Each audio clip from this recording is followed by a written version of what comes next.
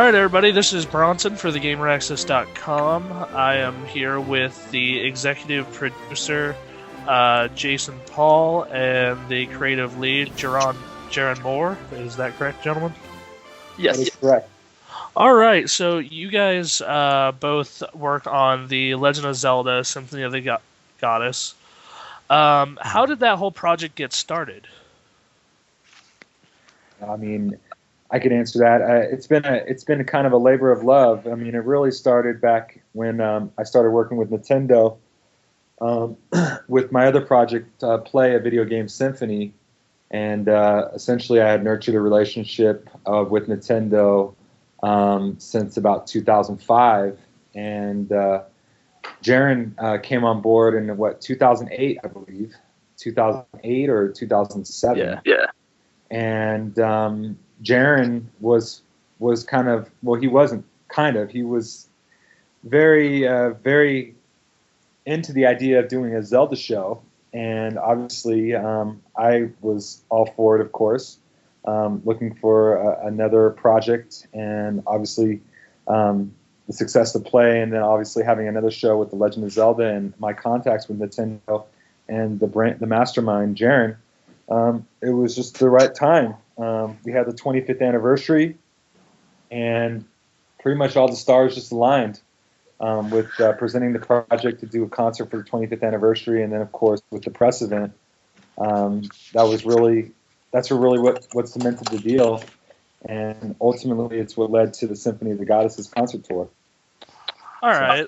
The next question I have is: there's a ton of great music in the Zelda franchise. A lot of great games, a lot of great music. How do you pick which songs go into the show? Well, that's a good question. It's of course there's hours upon hours of music from the past 25 years of the franchise, and when a music director, the guy who Chad Sider, the gentleman responsible for the arrangements for Symphony of the Goddesses, when he and I sat down,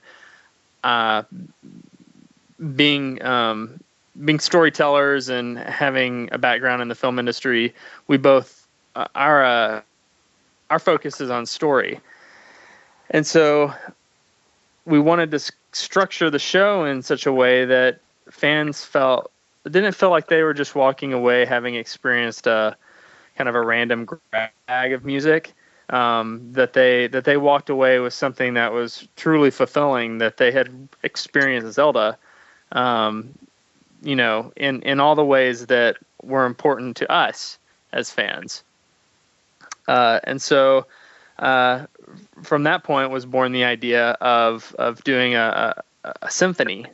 Now, I mean, the word symphony is thrown around all over the place, and going to the symphony can mean going to go see the symphony orchestra, whereas in a classical term, symphony is actually it's a multi-part symphonic work that has various ups and downs and kind of brings in motifs and tell the story. It's a narrative, and so Zelda just kind of fit in with that idea really easily, and Skyward Sword was still too new, and it still is, to have a movement focusing on that, but we decided to focus the 4 movements of the show on Ocarina of Time, The Wind Waker, Twilight Princess, and the final movement is A Link to the Past. Interspersed throughout the program are all the things that don't necessarily fit into the symphony. So you'll get the Great Fairies Fountain right after intermission, and you'll get an ocarina medley toward the beginning and a dungeon medley at the beginning. So, we kind of whet your appetite before we dive into the stories. But that's kind of how we went about it. All right, now, obviously, a big part of this was Zelda's 25th anniversary, but do you continue to do shows to do shows after the 25th and a couple years after, maybe, or is it are you just gonna stop after this, or what's next for it? I think it. I mean, Jason, you can answer to this as well, but I think that all just depends on demand from the fans and Nintendo wanting to continue it. But Zelda is a timeless franchise, and the 25th anniversary has come and gone. We're now into its 26th year, and the enthusiasm and passion from the fans is still really strong. And as a way, this sort of kind of bridges the gap between games for fans. It's a way for them to experience Zelda and get together with friends and family and share their passion for this awesome franchise and its great music together in a place that you normally don't get to. Yeah, I mean, there's really no expiration with the franchise, The Legend of Zelda, and to echo Jeron, I mean, we're planning on reaching other territories, other parts of the world, and then ultimately bringing it back to the States, and just letting it go until it's not going to continue anymore. Really, it's just going to continue to go until Nintendo says they don't want to do it anymore. Basically. All right, so why Zelda? Obviously, a lot of games currently are in their 25th. Final Fantasy and Metal Gear this year. The year before Zelda, it was Mario. So why specifically Zelda? I mean, I grew up with Zelda. I mean, to be honest, when I came on board with Jason on Play, secretly, kind of in the back of my mind, I had always wanted to do a Zelda concert. I just felt like it deserved something on this scale, and that this was a perfect opportunity to really showcase the music of the franchise, and that the fan base is large enough to support something like this. Because, I mean, as you know, a lot of resources go into putting on a show like this, and you have to feel confident in your ability to attract an audience. Zelda has a built-in audience. It's just the fans love the music. They love the franchise. It's akin to The Lord of the Rings in the film industry. And I mean, while I wouldn't normally compare those two franchises, the only thing they have in common is fantasy. But on kind of the sense of scale and how they've endured, and I think that it's fueled by a lot of passion. And I mean, I'm a huge Zelda nerd, so it was an opportunity to completely geek out and see this thing come to life. Okay. Also, I mean, I also think it was, it's always nice when you have Nintendo urging you to do something like this too. So that was also motivation, and just the fact that Nintendo was so supportive in making this project happen was really even all the more motivation to want to work on this beloved franchise. So, speaking of Nintendo, what was their part in this? Did they come to you guys, or did you say, "Hey, we want to do a Zelda show," or was it kind of both at the same time? I think it was both. Yeah, I think it was just both at the same time, and very serendipitous. Yeah, it was serendipitous, but it was also just timing, and again with the whole 20th anniversary, and Nintendo wanted to make a huge splash at the press event for the 25th anniversary of the Zelda by using a nice huge orchestra or an orchestra to do the opening, if you will. That was really what just kind of kicked it all off and opened the doors, for everything else that has come since. I thought you were the ones who opened for E3 that year, correct? Yes. That was very strong. That was a very strong impression. I really liked that. I also like the fact that you just used the word serendipitous. All right, so the question I have to ask you two personally, what is your favorite Zelda game? Jason, you want to go first? No, I mean, I just, for me, I'll be quite frank. I played Zelda, but I was never really a Zelda geek like Jeron is, or Chad for that matter.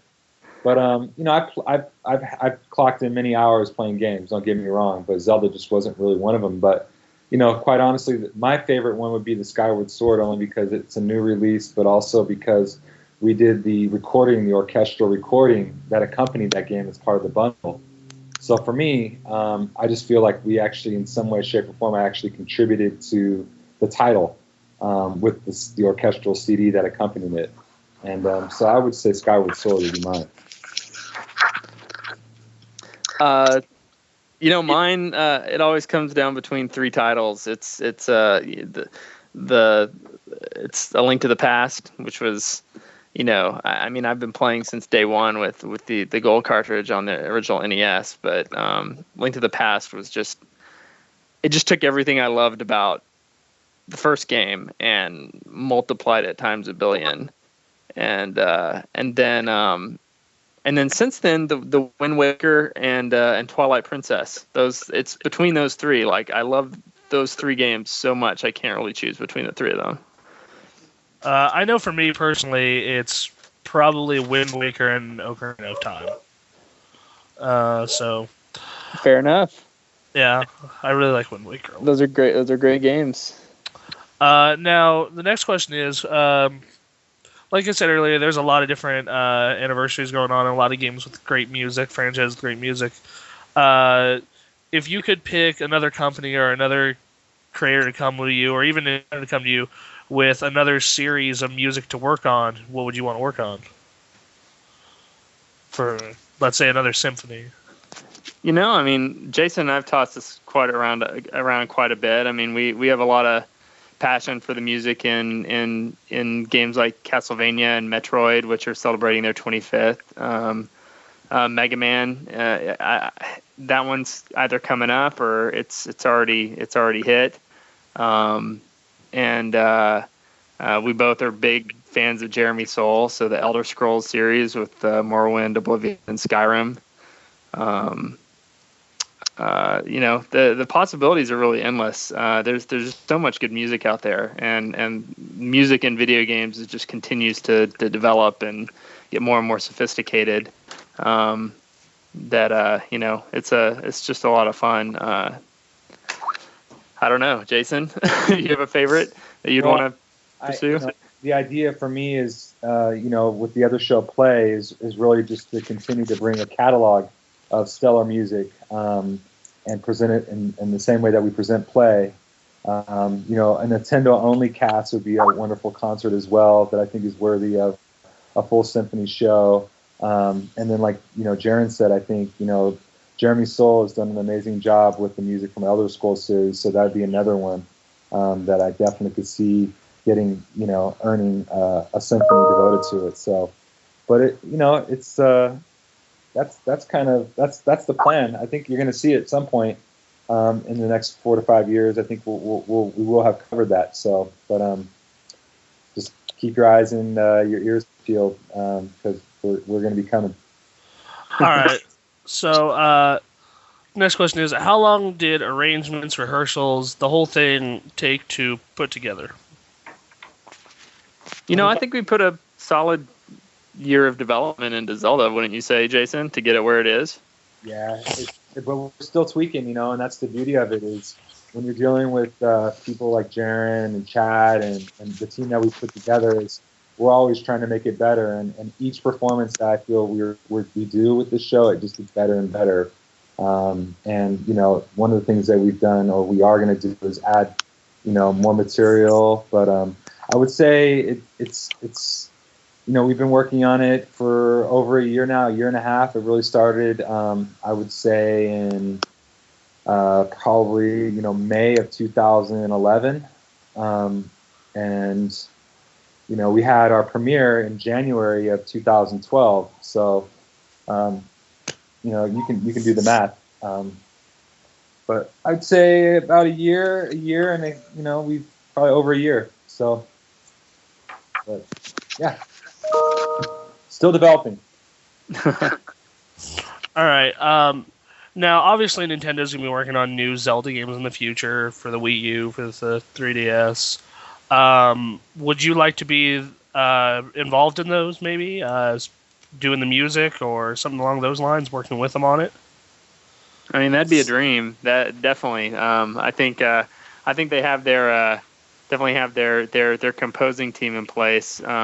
that has done Zelda and continues to do Zelda, but we love the franchise. We're big fans, and I think they know that we're here to support them in whatever they feel like we can support them in.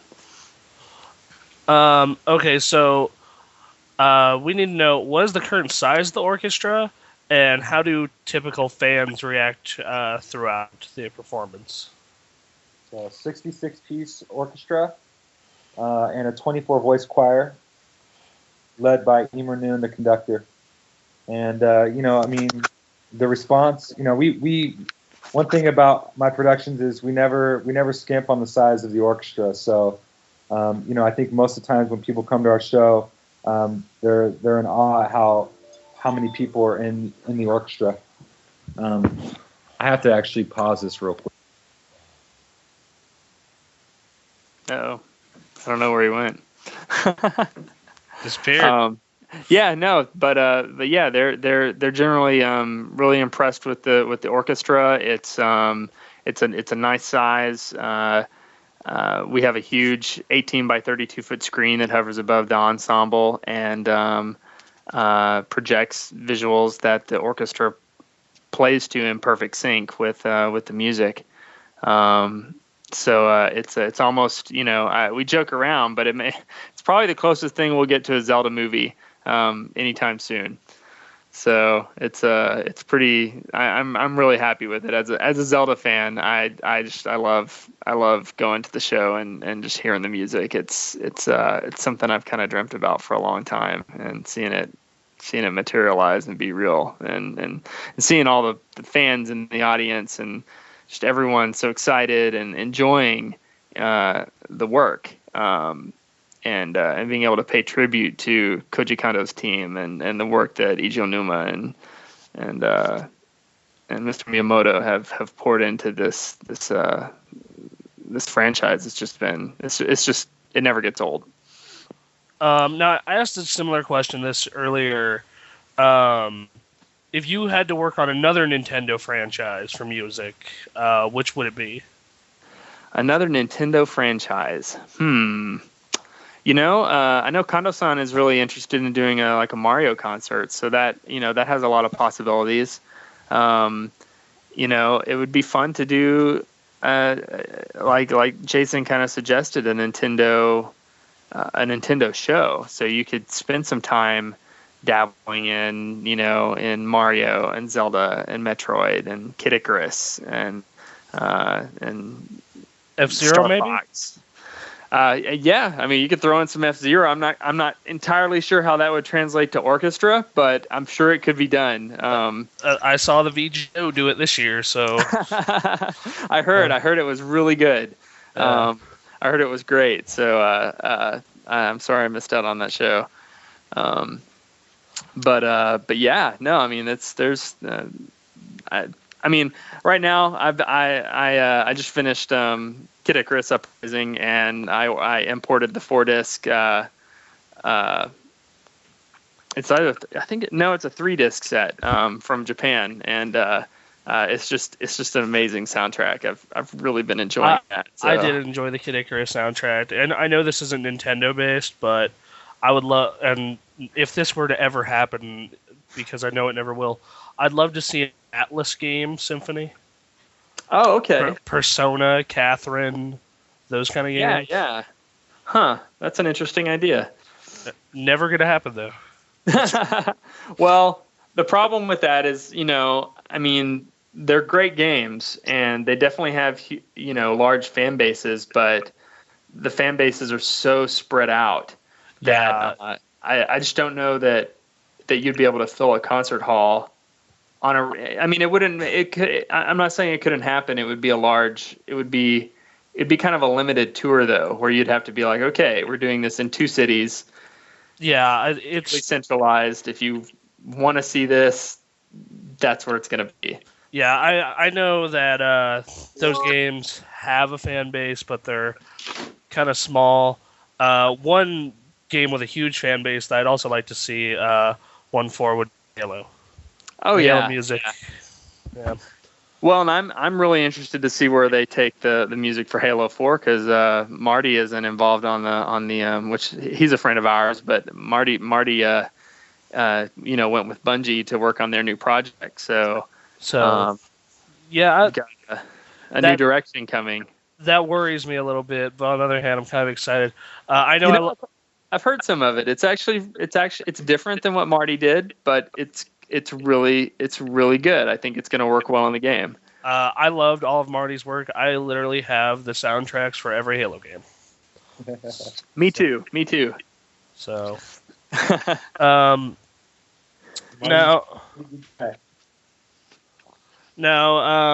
how much did you work with Koji Kondo on the symphony? Kondo-san was really tightly involved in everything we've done, and has kind of been with us all along the way. Chad and I would sit down at the drawing board and work on figuring out what the story would be, how we're organizing it musically, particularly for the movements, choosing which themes we'd be traveling through, and then we'd basically pitch that to Kondo-san, and he would come back to us with either, surprisingly, not really any huge changes, just sometimes some minor tweaks here and there. But he was there kind of as a guiding inspiration the entire time, and definitely everything that you see in the show has been approved and had its stamp of approval by Mr. Onuma and Mr. Kondo. All right. So, next question is what is your favorite Zelda song from, or some of your favorites from throughout the series, and that is played by the symphony? Jason, are you back? Yeah, I'm back. I just had a call from Nintendo, actually. Go ahead. Yeah. What's your favorite, Jason?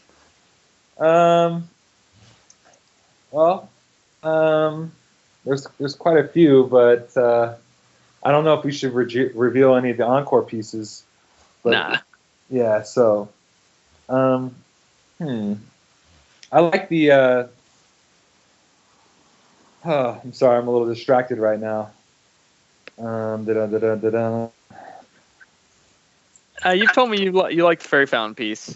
I love the Fairy Fountain only because harp is my favorite instrument, so I definitely like the Fairy Fountain piece. I also like the fanfare that we did, or the opening, which is one of my favorite pieces. The same piece that we did for the E3 opening. So yeah, we performed that. That was always planned to be our overture for the show, Bronson. So you get to. We had a nice sized orchestra at E3, but now when you if you're able to make it to a show, you'll hear it bigger and better, and pretty much in the most ideal way possible. And so that really kind of opens the show. And I think, I just love the symphony as a whole. Link to the Past is a lot of fun. That's the fourth movement. Twilight Princess is awesome. I really love that one. There's something I like about every single one. It's really hard to pick my favorites because it's almost like playing favorites with friends. Like you like them all, and you don't want any of them to feel bad. No, I mean, what really this show is by far the way that the music intertwined with the visuals too. It's excellent. I've never worked on a better show that I'm more proud of. So I mean, it all works. It all works in every way. So it's kind of hard just to say that one song is your favorite. It's really good.